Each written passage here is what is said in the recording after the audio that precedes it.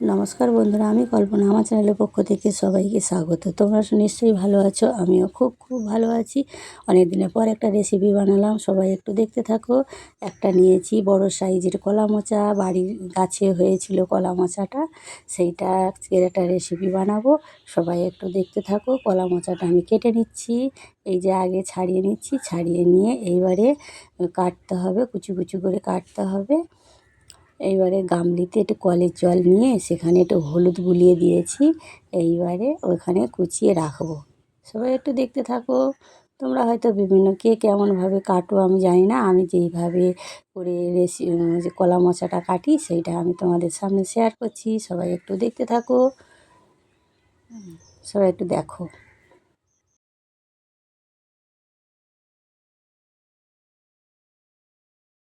কুচি কুচি করে কেটে নিচ্ছি। এবার রেসিপিটা বানানোর জন্য আমি নিয়েছি একটা নারকেল নিয়েছি, আর হচ্ছে টমেটো নিয়েছি। সবাই একটু দেখতে থাকো।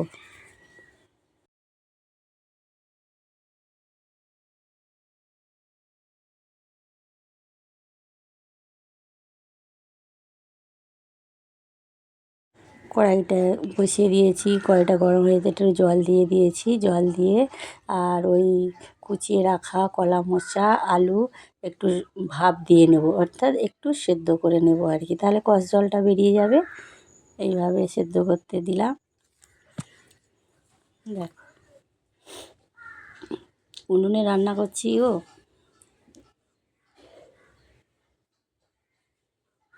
তোমরা কে কীভাবে রেসিপিটা বানাও জানি না, কিন্তু আমি যেইভাবে বানাচ্ছি সেইভাবে হচ্ছে আমি তোমাদের সামনে শেয়ার করছি। কলা মোচাটা বানানোর জন্য নিয়েছি 100 গ্রাম চিংড়ি মাছ, আর নিয়েছি একটা নারকেল, আর ওই কলা মোচা একটা, কিন্তু ওইগুলো আমার ক্যামেরাতে তুলতেই মনে নেই। বুঝতে পারছো? আমার এই সেদ্ধ হয়ে গেছে।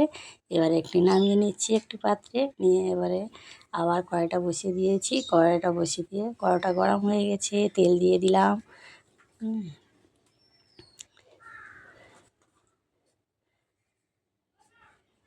তেলটা গরম হয়ে যাওয়ার পরে পেঁয়াজ কুচিটা তুলে দিচ্ছি। পেঁয়াজ কুচিটা তুলে দিয়ে আর ওই রসুন দিয়েছি। ওগুলো গরম হয়ে ভালো করে একটুখানি ভাজা ভাজা হয়ে গেলে একটু লঙ্কা কুচি দেব। লঙ্কা কুচি দিলাম, দেখো একটু সবাই লঙ্কা কুচি। সবাই একটু দেখতে থাকো।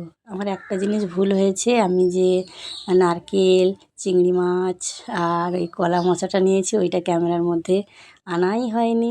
টমেটো কুচি দিলাম।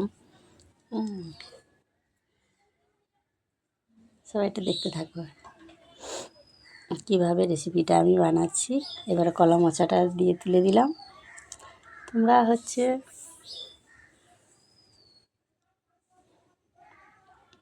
এক হাতে ফোন ধরেছি, এক হাতে খুন্তি দিয়ে নাড়ছি, তো এবার টিনের উনুন, ওই জন্য একটু নড়ছে। বুঝতে পারছো? এইটা হচ্ছে সমস্যা।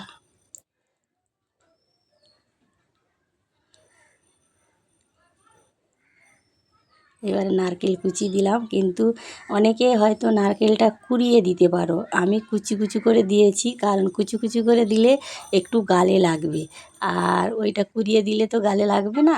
ওই জন্য আমি কুচি কুচি করে দিয়েছি, যাতে গালে লাগে, একটু স্বাদটা বা টেস্টটা একটু ভালো লাগে, ওই জন্য আমি দিয়েছি। আমি এইভাবেই রেসিপিটা বানাই।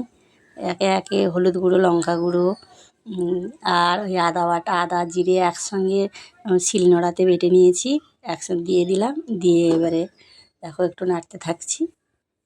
লবণ আর স্বাদের জন্য একটু চিনি দিতে হবে। তোমরা যদি চিনি পছন্দ করো একটু চিনি দিতে পারো, আমি একটু স্বাদের জন্য একটু চিনি দিয়েছি।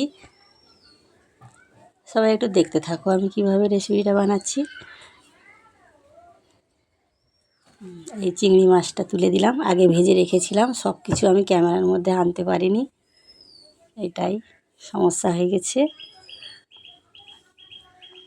সবাই একটু দেখতে থাকো।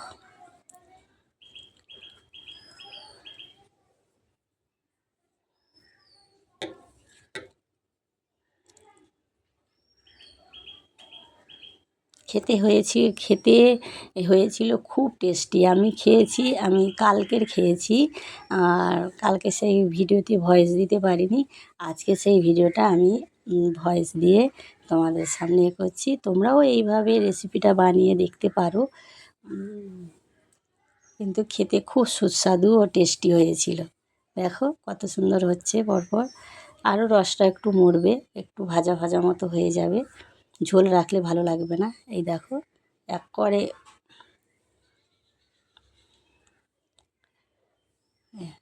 আমার হয়ে গেছে রেসিপিটা। আমি একটা পাত্রে তুলে নিচ্ছি।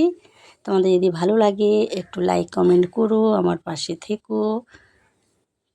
আর কিছু বললাম না। টাটা।